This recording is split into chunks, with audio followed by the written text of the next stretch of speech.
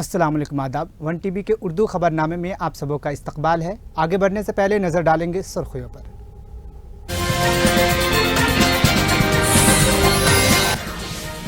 तेलंगाना के वज़ीर आला रेवंत रेड्डी का अमेरिका दौरा, सरमायाकारी के नए मौक़े और तौसीई मुआहदात की कामयाब बातचीत।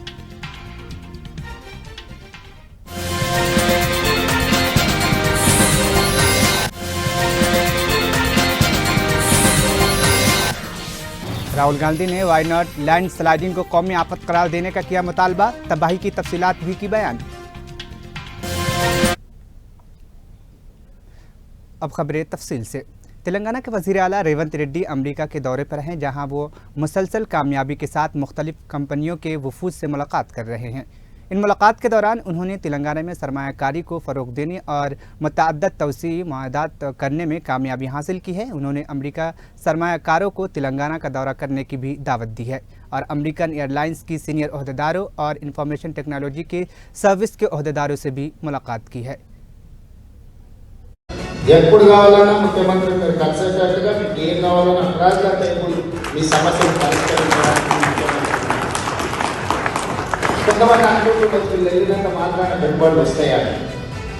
పెట్టుబడులు వస్తాయో రావో కానీ ప్రభుత్వం యొక్క విధానాన్ని మీకు వివరించాల్సిన బాధ్యత మా మీద ఉన్నది. ప్రభుత్వం మారినంత మాత్రాన విధానాలు మారలేదు. ఈ విధానాలు పెట్టుబడులకు ఉద్యోగ ఉపాధి అవకాశాలు కల్పించే వాళ్ళకి తెలంగాణ ఒక డెస్టినీ కింద చూపించాలన్నది మా విధానము.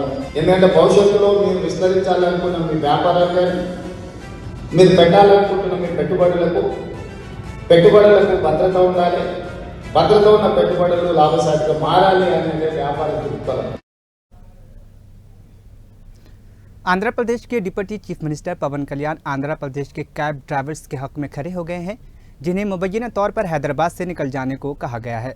पवन कल्याण ने तेलंगाना हुकूमत से दरख्वास्त की है कि इंसानी बुनियादों पर इस मसला का हल तलाश किया जाना चाहिए। उन्होंने जोर दिया है कि दोनों रियासतों की तरक्की के लिए इत्तेहाद ज़रूरी है और आंध्र प्रदेश के ड्राइवर्स को हैदराबाद छोड़ने का कहना गैर मुनासिब और गैर कानूनी है। पवन कल्याण, जो कि फिल्मी अदाकार से सियासतदान बने हैं, ने तेलंगाना के कैब ड्राइवर्स से अपील की है कि वो आंध्र प्रदेश के ड्राइवर्स के साथ हमदर्दी का ताउन और रवैया अपनाएं। उन्होंने कहा कि अगर एपी के ड्राइवर्स हैदराबाद छोड़ते हैं तो उनके 2000 अफराद ख़ानदान की ज़िंदगी मुश्किल हो जाएंगी। पवन कल्याण ने कहा कि हर एक को समझना चाहिए कि आंध्र प्रदेश और तेलंगाना की तरक्की आपस में जुड़ी हुई है। उन्होंने तेलंगाना के कैब ड्राइवर्स पर जोर दिया है कि वो अपने भाइयों के साथ ताउन करें और इस मसले को खुश उसलूबी से हल करने की कोशिश करें। जनसेना पार्टी के कायद ने हुकूमत तेलंगाना से मुस्बत रद्द-ए-अमल की उम्मीद जाहिर की है। తెలంగాణ గవర్నమెంట్కి అలాగే తెలంగాణ డ్రైవర్స్ సోదరులకు కూడా నా విన్నపం, ఆంధ్ర డ్రైవర్ ప్రతినిధులు కూడా మీ పొట్ట కొట్టాలని కానీ తెలంగాణ డ్రైవర్ సోదరులు పొట్టలు కొట్టాలని కానీ వారి కుటుంబాల తాలూకు ఆ సంపాదనని దెబ్బ కొట్టాలని కూడా ఎవరికి ఉద్దేశం లేదు. కానీ ఉన్న పరిస్థితుల్లో ఇప్పుడు మన ఉమ్మడి రాజధానికి ఉన్నాం కాబట్టి ఉన్న పరిస్థితుల్లో వాళ్ళు లోన్లు తీసుకొని బండ్లు నడుపుకుంటూ వెళ్ళారు, ఇంకా నడుపుకుంటూ ఉన్నారు. నడుపుకుంటా ఉంటే ఈ పరిస్థితుల్లో మనకి గొడవలు దేనికి? నా అప్పీల్ టు తెలంగాణ డ్రైవర్ సోదరులకు కూడా నా అప్పీల్ ఏంటంటే, తెలంగాణ సంక్షేమం కోసం, తెలంగాణ బాగు కోసం కోరుకునే వ్యక్తుల్లో నేను చాలా బలమైన వ్యక్తిని. ఆంధ్ర రాజధాని కూడా ఇక్కడ బలంగా ఎందుకు ఉండాలి, లేదంటే ఆంధ్ర అభివృద్ధి ఎందుకు ఉండాలి అని ఎందుకు కోరుకుంటున్నానంటే, భవిష్యత్తులో ఇలాంటి రాకూడదనే, ఉత్పన్నం అవ్వకూడదనే నా కోరిక. అందుకనే ఆ పరిధిలోనే మేము చేసుకుంటా వెళ్ళిపోతూ ఉన్నాం. 1-2 లక్షలు లోన్లు తీసేసుకున్నాం.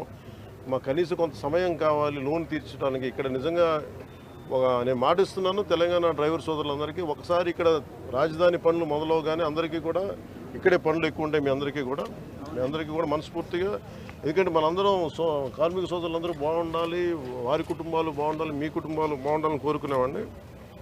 సో ముందస్తుగా నా విన్నపం, క్యాపిటల్ పరిధిలో ఉన్న, హైదరాబాద్ పరిధిలో ఉన్న తెలంగాణ డ్రైవర్ సోదరుల సంఘాలందరికీ కూడా నా విన్నపం ఏంటంటే, ఇది కొద్ది కాలం కొంత సహనంతో భరించండి.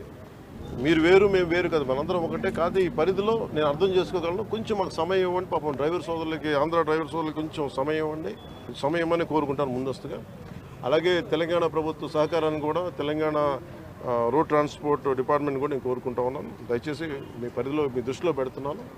అలాగే నా తరపు నుంచి కూడా నేను కన్సర్న్ మినిస్ట్రీ కూడా నేను లెటర్ రాస్తాను. సో అది ఉమ్మడి రాజధాని అని చెప్పి మీరు అటు వెళ్ళిపోయారు, హైదరాబాద్కి వెళ్ళిపోయారు. ఇది మన ఉమ్మడి రాజధాని అని చెప్పి.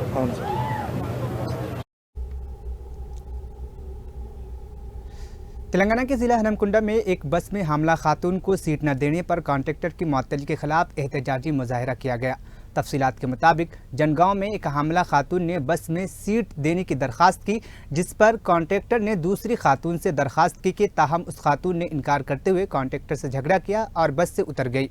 उसने इस वाक़े की शिकायत सोशल मीडिया के ज़रिए आरटीसी हुक्काम को दी।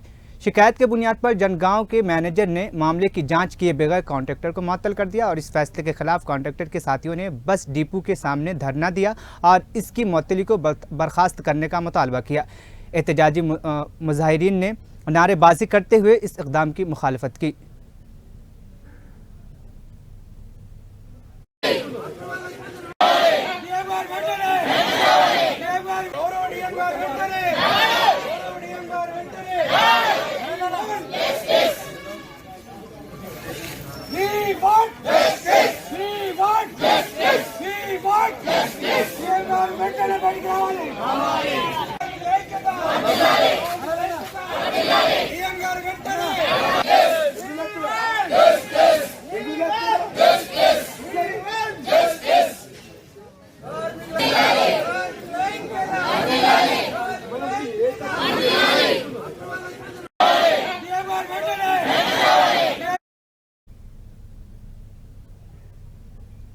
जामिया निज़ामिया हैदराबाद के अजीम दीनी दरसगाह में नौ मुंतखब अमीर मुफ्ती खलील अहमद शेखुल जामिया की तहनियती तकरीब मुनक़्क़िद की गई।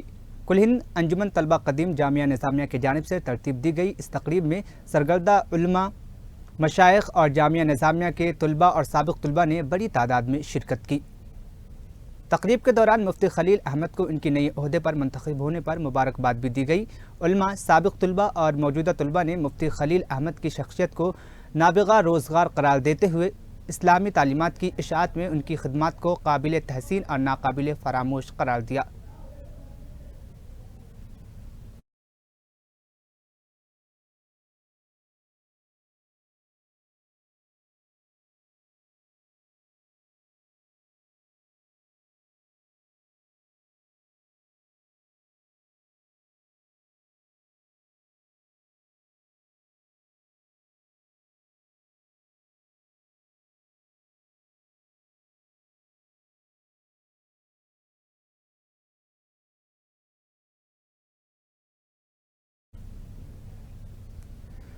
लोकसभा में अपोजिशन लीडर राहुल गांधी ने मरकज़ की नरेंद्र मोदी हुकूमत से दरख्वास्त की है कि वायनाड में पेश आने वाली लैंड स्लाइडिंग को कौमी आफत करार दिया जाए। लोकसभा में गुफ्तगू करते हुए राहुल गांधी ने वायनाड में हालिया सानिया के शिद्दत और तबाही के बारे में तफसील से बयान किया। उन्होंने बताया कि वो हाल ही में अपनी बहन प्रियंका गांधी के हमरा वायनाड गए थे और वहाँ होने वाली तबाही, दर्द और तकालीफ का मुशाहिदा किया।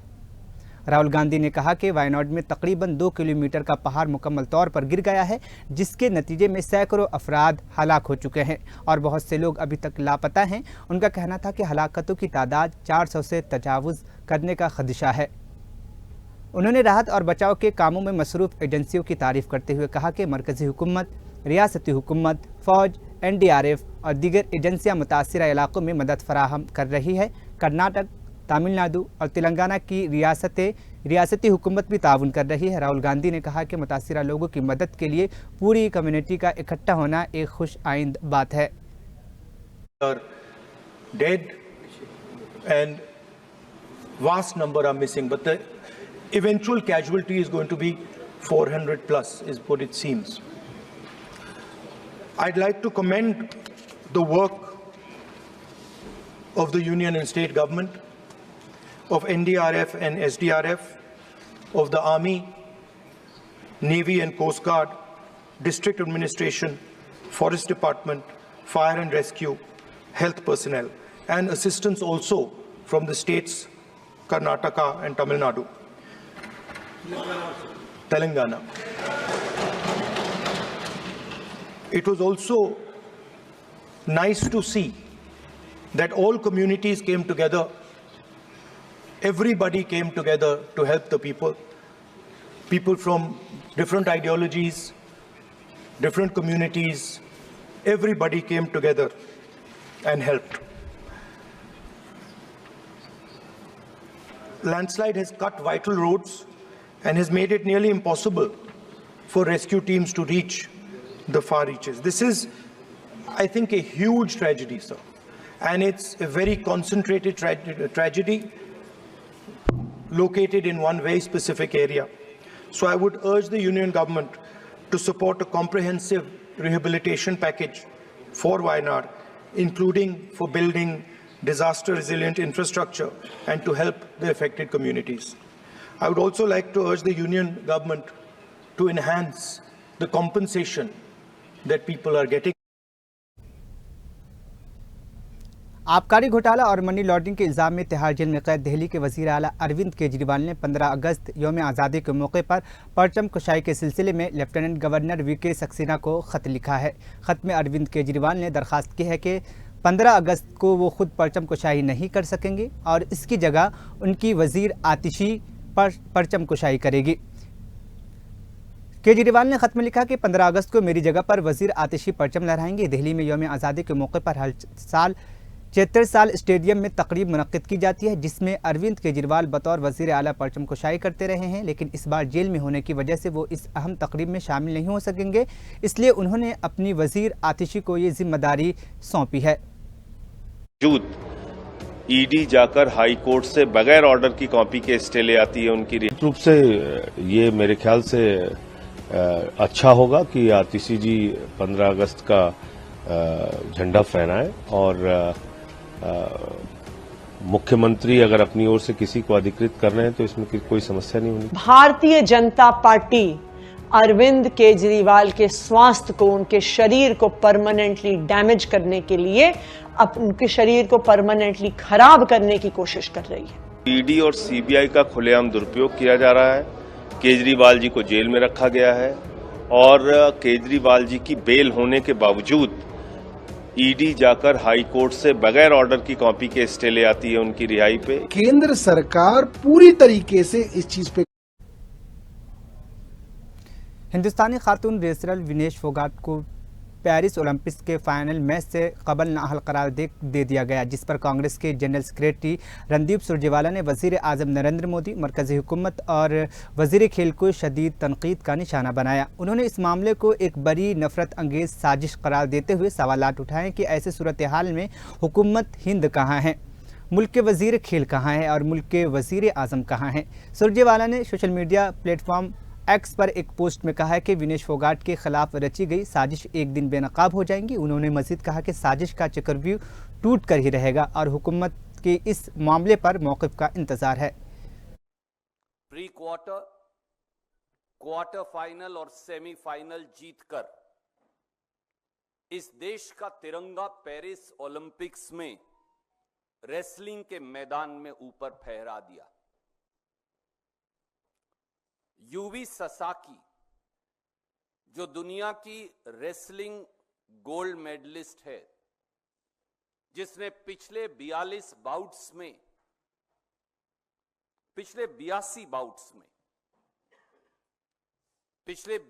बाउट्स में एक बाउट भी नहीं हारा।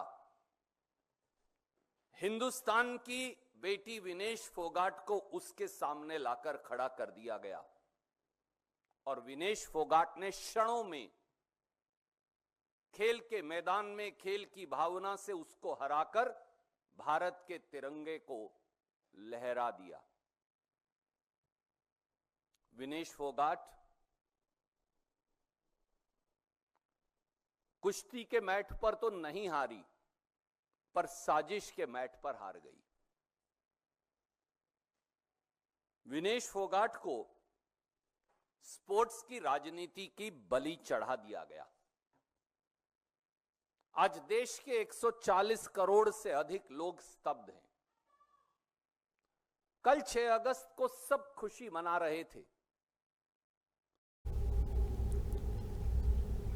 आलमी शोहरत याफ्ता कंप्यूटर कंपनी डेल में मुलाजमतों की बड़ी छटनी की खबरें सामने आई हैं, जिसमें तकरीबन 12,500 मुलाजिमीन को नौकरियों से निकाल दिया गया है। रिपोर्ट्स के मुताबिक कंपनी ने सेल्स डिवीज़न में एक बड़ी तश्कील नौ का ऐलान किया है। इस छटनी की वजह ऑपरेशन को चंद बनाने और मसनूई ज़यानत पर AI पर तवज्जो मरकूज़ करने की पॉलिसी के हिस्से के तौर पर बताई जा रही है।